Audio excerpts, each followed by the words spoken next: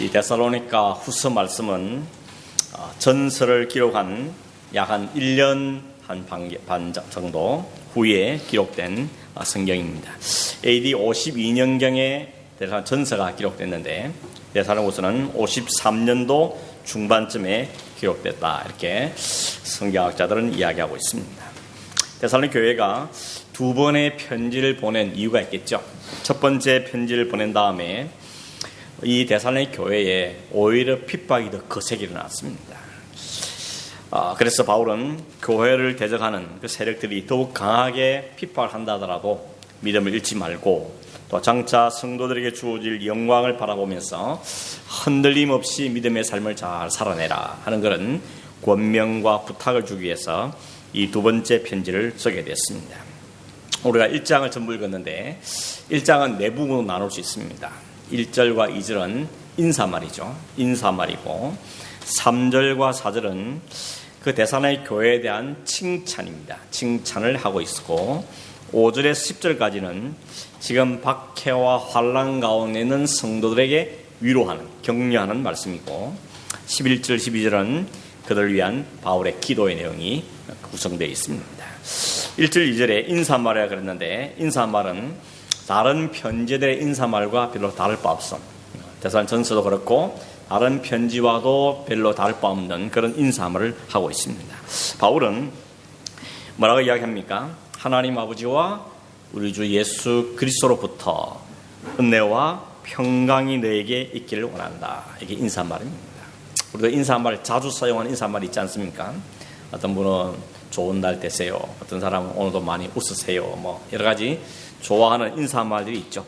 인사말이라는 것은 그 사람의 마음을 담고 있는 것이라 볼 수 있겠습니다. 근데 바울이 모든 교회에 보낸 편지 때마다 인사말로 사용하는 말은 이겁니다. 하나님과 예수 그리스도로부터 은혜와 평강이 여러분이 있기를 바랍니다. 은혜와 평강을 이야기하고 있습니다. 은혜라는 것은 뭡니까? 하나님께서 주시는 모든 선물을 은혜라, 이렇게 이야기하죠. 바울이 두 번째 전도 여행 때 빌립보 다음에 들른 곳이 데살로니가였습니다. 데살로니가에서 3주간 3번의 안식일을 지나게 되는데 안식일 때마다 회당으로 가서 거기서 하나님의 말씀을 열심히 부지런히 전했습니다. 그때 많은 경건한 헬라인들이, 유대인들이 아니라 경건한 헬라인들이 예수를 믿고 교회가 세워지게 되었습니다. 그래서 참 특이하게도 이방인들이 먼저 믿고 세워진 교회가 데살로니가 교회였습니다. 교회가 세워졌지만 교회가 평탄하지만은 않았습니다.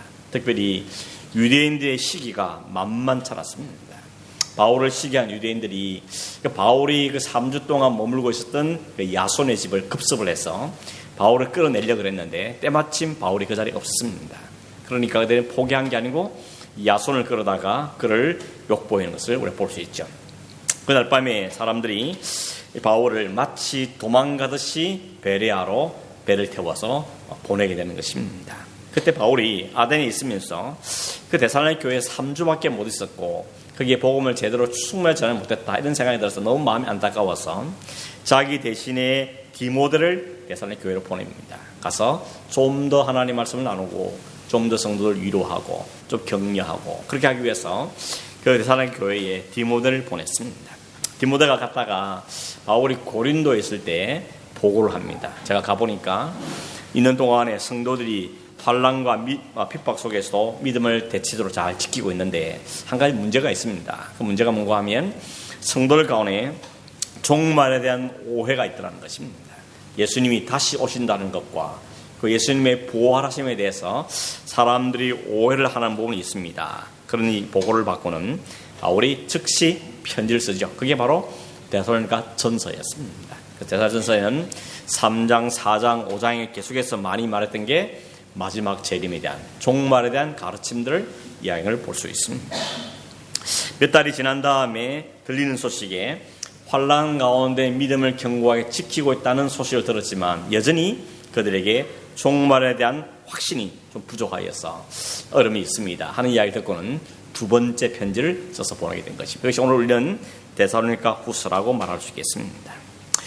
바울은 이 데살로니가 성도들에게 먼저 은혜와 평강으로 문안한다 그랬는데, 이런 은혜라는 게 뭐라 그랬습니까? 자격이나 조건이 없는 사람에게 거저 주는 선물을 은혜라 한다 그랬죠. 그레이스라 한다 그랬습니다. 하나님 우리를 선택하신 것과 우리를 구원하시는 것과 지금 우리를 사랑하시는 모든 것은 우리가 받을 만해서, 아니면 하나님께 잘 보여서 이뻐서가 아니고 하나님 우리에게 약속하신 대로 우리에게 베푸신 하나님의 은혜다, 그렇게 말하죠. 그래서 에베소 2장 8절에 보면 너희가 그 은혜를 인하여 믿음으로 구원을 받았으니 이는 너희에게서 난 것이 아니고 하나님의 선물이다, 이렇게 말합니다. 여러분, 선물은 주는 사람에게 강조점이 있는 것입니다. 하나님께서 우리를 선택하시고 하나님 자녀를 삼으시고 지금까지 우리의 관심을 가지시고 우리에게 필요한 걸 공급하시고 오늘 이 자리에 앉아서 예배하게 하는 것도 하나님께서 주신 은혜인 것이죠. 그 은혜가 우리를 이끌어가는 것입니다. 그 은혜가 주어질 때 나타난 우리 믿음의 반응, 또 삶의 반응이 있다면 그걸 평강이라고 말할 수 있겠습니다. 평강은 다른 말로 하면 화평, 평안함, 혹은 평안, 화목, 이런 단어로 쓸 수 있겠는데, 특별히 무엇부터 평안해지는가 하면 죄로 인해서 하나님의 관계가 어려워졌고 깨뜨렸는데, 그래서 늘 마음이 불안하고 죄 때문에 늘 의기소침하고 늘 기죽어 사는 우리에게 하나님께서는 거저 주시는 그 은혜로 인하여서 우리 마음에 샬롬한 은혜를, 평강을 우리에게 허락해 주시는 것입니다. 그래서 우리가 내 자신만 잘 바라보며 늘 불안하고 내 주변 상황만 보면 열 마음에 스트레스를 받지만 그 순간에도 하나님의 잠잠히 앉아서 눈을 감고 혹은 눈을 떠서 하나님을 바라보고 그 하나님을 깊이 묵상하게 될 때 우리 마음에 또다시 찾아오는 그 샬롬, 그 평강을 경험하게 되는 것이죠. 바울은 고단한 일을 살았습니다. 그러나 그 마음에 샬롬을 빼앗지 못했습니다. 왜냐하면 그가 늘 하나님 앞에 서 있었기 때문에, 하나님과의 관계 속의 모든 걸 설명하고 해석하기 때문에 그 마음에 평강을 유지할 수 있던 것이죠. 바울은 그걸 경험했기 때문에 성도들에게도 편지하면서 당신들에게도, 여러분들에게도 그 하나님의 은혜의 맛이 무엇인지, 그 은혜를 주어지는 그 평강이 무엇인지를 깊이 경험하고 감사하고 살기 바랍니다. 이것이 바울이 편지 때마다 쓰는 인사말이었던 것입니다. 여러분, 이 말씀처럼 여러분에게도 이 바울이 누렸던 그 은혜와 평강이 여러분에게도 충만하기를 간절히 바랍니다. 바울이 인사함을 한 다음에 본론으로 들어가는데, 이 바울이 먼저 본론 들어가면서 하나님 앞에 감사하다 그럽니다. 그리고 하나님께 그 백성들을, 그 성도들을 칭찬한 장면이 3절과 4절에 기록되어 있습니다. 형제들아, 우리가 너희를 위하여 항상 하나님께 감사하니 이것이 당연하다, 이렇게 말합니다. 내가 하나님께 감사하는 게 당연하다라고 말하는데 이유를 말하죠. 이유는 두 가지입니다. 하나는 너희의 믿음이 더욱 자라는 것 때문에 감사하고, 두 번째는 너희가 각기 서로 사랑하는 것이 풍성해서 감사하다, 이렇게 이야기하고 있습니다. 바울은 선교사이지만 또 한편으로는 목회자죠. 목회자의 마음을 가지고 이 편지를 쓰고 있는데, 아마 옛날이나 지금이나 세계 어느 곳이나 목회자들에게 가장 감사하고 혹은 자랑스럽게 여기 있다면 성도들이 믿음으로 잘 성장할 때 그것 보는 게 가장 큰 기쁨이죠.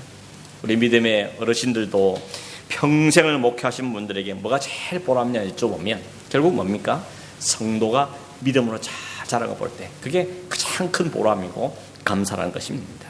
말씀을 들을 때 처음에는 완전 쫓아 있는데 한 해가 가고 두 해가 가고 믿음이 점점 자랑을 볼 때 그것이 얼마나 큰 보람인지 모르는 것입니다. 여러분에게도 그런 목회자가 아니라도 성도들이 여러분의 섬김을 통하여서 그들의 믿음이 자라가는 그 축복을 누리시길 바랍니다. 그걸 바라보는 게 가장 큰 기쁨이죠. 그래서 우리에게 부모가 되는 은혜를 주신 것입니다. 하나님께서 너희를 부모가 되어보고 자녀를 양육하면서 그 자녀들이 자라를 볼 때 누리는 그 기쁨, 그걸 경험하면서 하나님이 우리를 바라보시는 기쁨이 무엇인지를 경험하라고 우리에게 부모란 역할을 우리에게 주신 것입니다. 단지 자연스럽게 부모가 되고 세월이 부모가 되고 그런 의미보다는 부모의 역할을 하면서 하나님의 마음을 이해하라는 것이죠. 바울은 그것 때문에 하나님께 감사하는 것입니다. 성도들이 환경을 볼 때, 여건을 볼 때는 도무지 믿음이 자라기 어려운 여건입니다. 핍박도 심하고 시기한 사람도 많고 여러 가지 환경이 어려운데 그 속에서도 믿음이 잘 자라는 걸 보면서 너무 감사합니다. 왜 하나님께 감사합니까? 자기 관계 아니게 그렇습니다. 바울이 가서 그들 돕고 싶은 마음도 있었고 디모를 보내게 하긴 했지만 결국 그 일을 하신 분이 하나님인 걸 보았기 때문에 그는 하나님께 감사한다고 말합니다. 내가 하나님께 감사할 수밖에 없는 것은 이 모든 환경 속에 너희가 믿음으로 자라는 것이 너무 감사하고 이것이 나의 자랑거리라고 이야기하고 있는 것입니다. 여러분, 바울의 관심은 어디에 있습니까? 성도의 믿음의 성숙이 있다는 것입니다. 물론 성도가 잘 되고 자녀들이 좋은 학교도 가고 결혼도 잘하고 좋은 직장을 구하고 잘 살게 되고 하는 것도 기쁨이죠. 그러나 바울이 하나님의 마음으로 진짜 감사하고 기뻐하는 이유는 성도들이 믿음 안에 자라가는 것, 그것이 가장 큰 기쁨이고 감사의 제목이라고 말하고 있는 것입니다. 여러분, 부족하지만 저도 마찬가지입니다. 성교회가 어떻게 되는 가장 감사한 일이냐 물어본다면 성도들이 믿음으로 살아가는 것, 말씀이 들려졌다 그러고 말씀이 이해됐다 그러고 하나님을 알겠다 그러고 성숙되다 표현할 때 그것이 가장 큰 보람이고 기쁨인 것입니다. 반대로 말하면 좀 심한 표현인지 모르겠지만 아무리 사람이 많이 모인다 할지라도 그 모인 목적이 하나님의 믿음이 성숙되면 오는 것이 아니라면 큰 의미가 별로 없지 않겠는가 하는 생각도 하게 되는 것입니다. 더군다나 지금 어떤 힘이냐 그럽니까? 극심한 환란이 있습니다. 핍박이 있습니다. 로마의 핍박이 극에 달한 시기가 바로 이 시기였던 거예요. 50년대, 60년대가 가장 극한 핍박이 있을 때였습니다. 그럴 일을 당하면 우리는 흔히 낙심하지 않습니까? 너무 힘들어서 못하겠다. 이렇게까지 신앙생활을 해야 되겠는가? 라고 하고 타협을 하게 되고 신앙이 위축되는 것입니다. 그러나 이 사기도 기독교 역사를 보면 핍박과 환란이 있을 때 오히려 믿음은 더 견고해져 갔죠. 멀리 갈 것도 없이 우리 한국의 신앙의 선배들도 봐도 그렇지 않습니까? 여러분, 요즘의 성도들의 신앙이 더 견고한 것 같습니까? 아니면 그 일제시대의 공찬 시야의 그 시기가 더 견고했던 것 같습니다. 객관적으로 평가가 좀 어려울지 모르겠지만 제가 보기에는 환란과 핍박, 어려움이 올수록 오히려 성도의 믿음이 더 견고해지고 더 단단해지는 것 같습니다. 오히려 편안하고 안전하고 모든 것이 편안해지면 오히려 뒤로 퇴보하는 것이죠. 모이는 열심히 봐도 그렇지 않습니까? 과거의 한국 교회가 얼마나 열심입니까? 여러분, 수요예배 왜 만들었다 그러죠? 한국 교회만 있는 전통. 아니, 주일까지 기다려 너무 힘들어가지고 주일까지 또 어떻게 기다리냐? 중간에 한 번 더 예배를 드렸으면 좋겠다. 그래가지고 만들어진 게 수요 예배라는 겁니다. 요즘 이게 수요 예배가 짐처럼 돼가지고 이제 좀 힘들어졌지만 여러분, 진짜 하나님을 사모하기 때문에 하나님 말씀 듣고 싶어서 수요예배를 만들고 어느 동네에서 부흥한다 그러면 막 짐 싸들고 일주일씩 가서 거기서 아예 먹고 자고 하면서 말씀 듣고 그런 시대하고 오늘 말씀의 풍요 속에 살지 않습니까? 인터넷만 열면 온갖 말씀 들어올 수 있는 홍수 속에 살지만 그때와 지금 비교해 보면 오히려 궁핍할 때, 핍박이 있을 때, 어려움이 있을 때 믿음이 더 단단해지는 걸 보게 되는 것입니다. 아마 그래서 하나님은 우리에게 그때와 똑같은 고난은 아니라도 우리 안에 환난과 고난과 어려움을 만나게 하는 거지 않을까 하는 것입니다. 그래야 우리가 하나도 찾게 되기 때문에 그런 것이죠.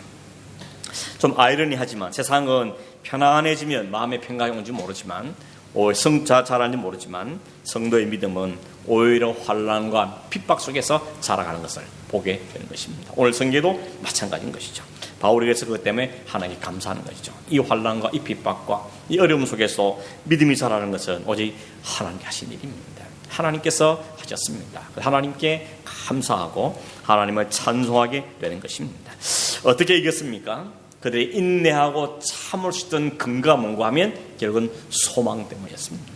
하나님이 우리를 선택하셨고 하나님 나를 구원해 주셨고 이 환난과 핍박 속에서 하나님 나를 지키시고 계시고 우리에게 영원한 환난에서 벗어나는 참된 생명과 소망이 있다는 사실을 그들이 알았기 때문에 그것이 소망이 되어서 인내와 또 하나님의 감사함으로 삶을 살게 하는 능력이 되어진 것을 보게 되는 것입니다. 그래서 바울은 그렇게 말하죠. 이 환난과 핍박 속에서도 여전히 일하시는 하나님이 이 교회를 붙잡고 계시는구나. 하나님이 이 데살로니가 교회를 버리지 않으셨구나. 붙잡고 계시는구나. 하나님이 이끌고 계시는구나 하는 것을 그가 확인하고 하나님께 감사하게 된 것입니다.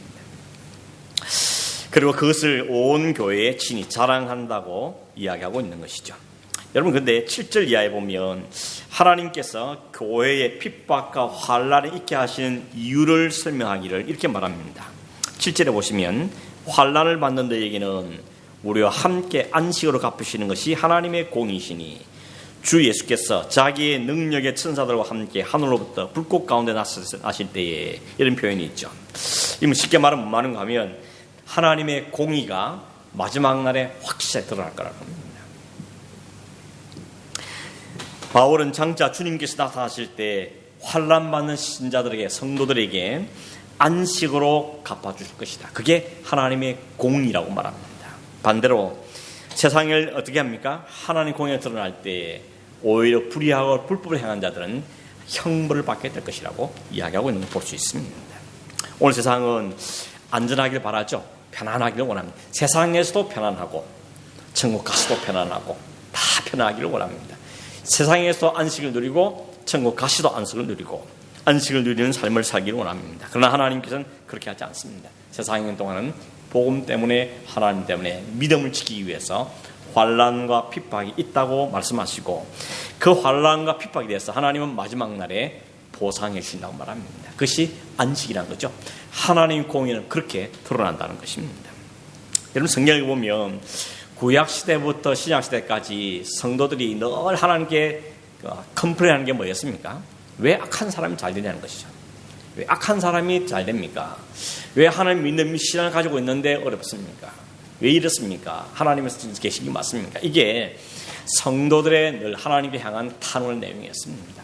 여러 사람이 많지만 하박국이 대표적인 예죠. 하박국 선지자가 하박국 1장 2절 4절로 이렇게 말합니다.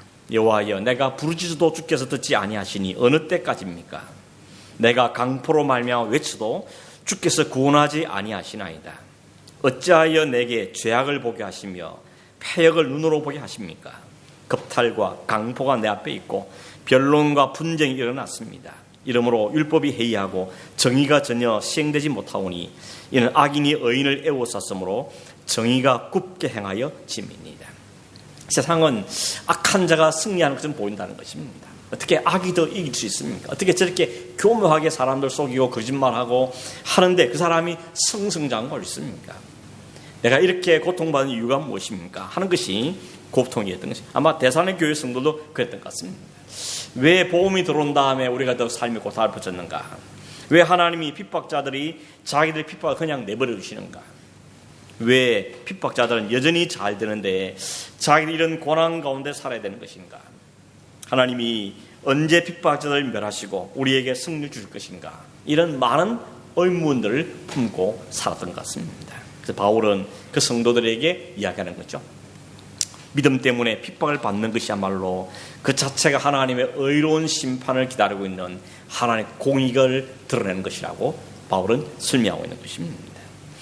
그때 하나님의 의로운 심판이 벌어질 때 형벌을 받는다는 것입니다. 핍박하던 자들은 그 핍박하는 행위가 근거가 돼서 형벌을 받게 될 것이고, 환난과 박해를 받는 사람은 그 환난과 박해가 근거가 돼서 하나님의 보상과 위로와 안식과 상을 받게 될 것이라고 이야기하고 있는 것이죠. 7절 중간에 보면 이렇게 말합니다. 주 예수께서 자기의 능력의 천사들과 함께 하늘로부터 불꽃 가운데 나타나실 때에 하나님을 모르는 자들과 우리 주 예수의 복음에 복종하지 않는 자들에게 형벌을 내리시리니 이런 자들은 주의 얼굴과 그의 힘의 영광을 떠나 영원한 멸망의 형벌을 받으리로다. 형벌을 누가 받는 거 아닙니까? 하나님을 모르는 자들과 주 예수의 복음에 순종치 않은 자들이 형벌을 받는다 그럽니다. 형벌의 기준이 얼마나 착하게 살았냐, 얼마나 선하게 살았냐, 얼마나 좋은 일 많았냐, 그걸 갖고 기준을 삼는 게 아니고 하나님을 아느냐 모르느냐, 예수의 복음에 순종했냐 복종했느냐 그렇지 않느냐, 그게 형벌과 상급의 기준이라고 분명히 말씀하고 있다는 것입니다. 세상에 말하는 것 좀 다르지 않습니까? 세상은 도덕과 윤리와 혹은 선행과 이런 것들을 갖고 선하다, 악하다, 착하다, 나쁘다 이렇게 기준을 하는데, 하나님께서 형벌하는 그 기준은 딱 하나입니다. 하나님을 아느냐 모르느냐, 그 예수 그리스도의 복음을 받아들이느냐 거부하느냐, 거기에 따라서 형벌이 주어진다고 분명히 말씀하고 있다는 것입니다. 여러분, 하나님을 모른다는 게 그럼 뭡니까? 복음에 순종하는 게 무엇입니까? 단지 불신자들만 말한 건 아닙니다. 뭐 불신자들 말할 것도 없지만, 그러나 신자라고 말하지만 하나님을 모르는 사람이 있다면, 예수 그리스도의 복음에 복종치 않은 사람이 있다면 그도 역시 이 범주에 속할 수밖에 없다는 겁니다. 그 대표적인 예가 누군가 하면 유대인들이지 않습니까? 유대인들은 하나님을 잘 안다고 생각했습니다. 그리고 그들은 하나님의 뜻에 맞게 산다고 생각했습니다. 그런데 예수님 지적은 뭡니까? 하나님을 모르는 자들이라 그랬죠. 하나님의 복음에 오히려 거스른 자들하고 책망하는 법. 아니, 우리가 율법을 잘 지키고 있는데 무슨 소리냐고 말하는 그들을 향해서 그들에게 하나님의 예수의 복음을 거스른 자들하고 성경은 평가하고 있다는 것입니다. 여러분, 이런 무서운 사실이 오늘 우리에게도 일어날 수 있다는 사실을 우리는 경각심을 가질 필요가 있는 것입니다. 하나님을 아신 게 맞습니까? 예수 그리스도의 복음에 복종한 자들이 맞느냐는 것입니다. 하나님을 안다는 것, 그리고 예수의 복음에 순종한다는 게 뭘 의미하는 겁니까? 하나님을 알고 예수의 복음에 복종하는 것을 다르게 말하면 십자가 앞에 서는 사람을 말할 수 있는데, 십자가 앞에 서는 사람의 특징은 뭡니까? 일단은 자기가 죽습니다. 내가 십자가 앞에 죄인이고 죽을 수밖에 없는 존재라는 게 드러나게 되어 있습니다. 그리고 그런 나를 살리신 하나님, 그 예수 그리스도의 은혜에 감사하고 그 하나님께 복종한 삶을 살게 되는 겁니다. 그 삶이 우리에게 있는 사람이 하나님을 아는 사람이고 복음에 복종하는 삶이라는 것입니다. 단지 얼마나 열심히 교회를 다니냐 안 다니냐, 성경을 얼마나 읽었냐, 그 차원을 넘어서서 진짜 하나님 앞에 섰느냐는 것입니다. 십자가 앞에 서서 자신을 정확하게 보았다는 것입니다. 그리고 그 자신의 죄인들을 보았기 때문에 나에게는 예수 그리스도의 피의 은혜밖에 없구나, 그 은혜밖에 내가 살 길이 없구나 것을 알았냐는 것입니다. 그리고 그 예수를 위해서 나도 살아야겠다 하는 그 마음이 우리의 순종한 고백이 내게 있느냐는 것입니다. 그것이 진짜 하나님을 아는 사람이고 복음에 복종하는 사람이라고 말할 수 있다는 것입니다. 그렇지 않은 자들에게는 그가 교회를 다닌다 안 다닌다 떠먹어서 그가 하나님을 아느냐 모르느냐, 복음에 순종하느냐 그렇지 않느냐에 따라서 그 형벌이 주어진다 우리에게 이야기하고 있는 것입니다. 10절에 보면 그날이 되면 이 땅에서는 수고스럽게 살았고 핍박과 환난 속에 살았다 할지라도 그때는 하나님의 영광에 참여하게 될 것이라고 성경 이야기합니다. 물론 그 전에 주님께서 오셔서 먼저 모든 성도로부터 영광을 받으실 거라 그럽니다. 어떤 영광을 받는 겁니까? 하나님이 주님이 맞았습니다. 주님이 진짜 하나님 아들이셨습니다. 주님이 오신다 하셨는데 진짜 오셨습니다. 모든 입술이 예수 그리스도가 하나님의 아들이십니까? 우리의 구원자심을 드러내고 놀랄 거라겠어요. 오늘 성경에는 놀란다 그러죠. 여기 놀란다는 것은 그냥 어떤 놀람입니까? 맞다는 데 놀라는 것입니다. 그게 진짜 맞았습니다. 진짜였습니다. 그 예수님이 하신 이 전부였고 진짜 그 말씀 다 됐다는 것을 확인하는 나타나는 그 놀라움, 다른 말하면 감탄을 하는 것입니다. 하나님께서 말씀하신 대로 그리고 다시 오시면 하셨는데 진짜 다시 오셔서 우리를 영광 가운데 그걸 보면서 하늘을 향하여서 하나님 머리를 모든 사람이 머리를 숙이고 그 하나님의 찬송을 드릴 때 하나님이 주님이 먼저 영광을 받으신다는 겁니다. 그뿐만 아니죠. 12절에 보면 성도들도 그 주님의 영광에 함께 참여하게 될 것이라고 말씀합니다. 이 땅에서 모든 다 사라지고 영원한 주님과 영원한 영광에 참여하는 기쁨을 누리게 될 거라는 거죠. 이 세상에서 모든 환난, 핍박, 오해, 비난, 조롱 모든 사라지고 모든 것이 다 없어져 버리고 오직 주님만 계시고 그 주님의 영광스러움에 우리가 함께 참여한다는 것입니다. 환난과 핍박이 컸던 만큼 오히려 그 기쁨과 감사와 영광도 더 크게 다가올 것이라고 바울은 우리에게 분명하게 이야기하고 있는 것입니다. 여러분, 바울은 이 모든 편지를 쓰고 이는 지금 이 자리에 없습니다. 하늘의 영광 가운데 거하고 있는 것입니다. 이 박해와 환난을 견디는 힘이 된 것이 바로 이 바울의 위로와 격려의 말씀이었던 것이죠. 여러분, 이 말씀을 우리에게 주신 이유가 뭐겠습니까? 우리 역시 이 땅에 사는 동안에 그리스도인이지만 왜 이렇게 고단한가 이렇게 말할 분이 계시겠고, 그리스도인임에도 불구하고 왜 이렇게 공고하게 살아야 되는가 할지는 모르겠지만, 그러나 하나님께서 그 모든 성도에 준 환난과 핍박은 이유가 있습니다. 왜냐하면 장차 누릴 영광을 더 크게 하시기 위해서 주어진 수고라고 우리에게 말씀하고 있는 것이죠. 이 말은 그리스도인은 무조건 다 가난하게 살아야 되고 어렵게 살아야 되고 힘들게 살아야 되고 그 말을 의미하는 건 아니죠. 그러나 여러분 어떻게 살든 간에 하나님의 영광에 근접한 삶을 살기 위해서는 이 땅의 환난과 박해와 오해를 기꺼이 감당하는 삶을 살아야 할 것을 성경은 우리에게 이야기해 주고 있는 것입니다. 이 바울이 가졌던 믿음, 그리고 바울이 데살로니가 교회에게 전한 이 믿음, 이 말씀이 오늘 우리에게 믿음이 될 수 있기를 바랍니다. 그러면 어떤 현상이 나타납니까? 이상한 것에 너무 매이지 않습니다. 주신 것에 감사하고 기쁘게 누리고 가정에 화목을 이루고 살지만 그러나 이걸 전부처럼 여기지는 않습니다. 함께 기뻐하고 즐거워 찬송 기뻐하지만 그러나 이것이 나의 궁극적인 기쁨이라고 생각하지는 않습니다. 이것은 진짜 기쁨, 참 영광을 향한 그런 하나님이 주시는 선물이라는 생각에 감사함으로 누리게 되는 것이죠. 반대로 말하면 세상 것 때문에 너무 기죽지 않습니다. 하나님 진짜 공의가 드러나면, 진짜 하나님의 공의함이 드러나게 되면 세상 모든 그 앞에 굴복할 것이고 오히려 하나님 앞에 우리는 영광스러운 영광에 참여하게 될 거라는 것을 오늘 우리에게 소망으로 말씀해 주고 있는 것입니다. 이 하나님의 진짜 공의가 이 땅에 드러나려 우리는 소망하고 그것을 마음에 두고 이 세상에 살아가는 동안도 그걸 원리를 삼고 살아가는 그런 저와 여러분 되기를 간절히 바랍니다. 끝으로 11절 12절에 바울이 기도한 내용입니다. 기도 내용은 이렇죠. 우리도 항상 너희를 기도하는데 첫째, 우리 하나님이 너희를 그 부르심에 합당한 자로 여겨주시기를 기도한다. 이거 참 심각한 기도 제목이죠. 하나님이 여러분을 하나님의 부르심에 합당한 자로 생각되기를 바란다. 이게 무슨 이야기입니까? 하나님을 부르시는데 그 부르심에 합당하게 살기를 바란다는 기도죠. 하나님을 부르시는데 그 부르신 자의 삶을 잘 살기를 바란다는 겁니다. 두 번째는 뭡니까? 모든 선을 기뻐하게 되기를 바란다는 겁니다. 선이란, 여기 말하는 선이라는 것은 굿이죠. 굿은 토부입니다. 토부라는 것은 하나님의 뜻이 이루어질 때 우리는 선이다, 좋았다라고 말하는 것입니다.